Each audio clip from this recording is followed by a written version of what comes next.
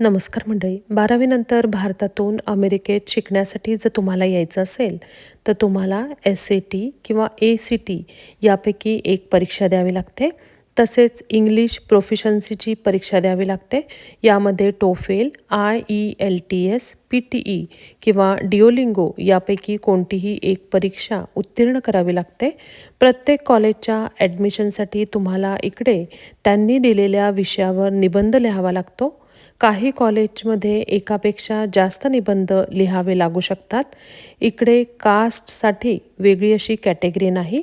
सगळ्यांना नियम सारखेच आहेत. प्रायव्हेट कॉलेजची वर्षाला फीज कॉलेजवर अवलंबून आहे. चांगल्या युनिव्हर्सिटीमध्ये ॲडमिशन जर हवी असेल तर वर्षाला 80 ते $90,000 खर्च असतो आणि स्कॉलरशिप जर मिळाली तर ही फीज कमी होऊ शकते. तसेच पब्लिक युनिव्हर्सिटीमध्ये खर्च थोडा कमी असतो.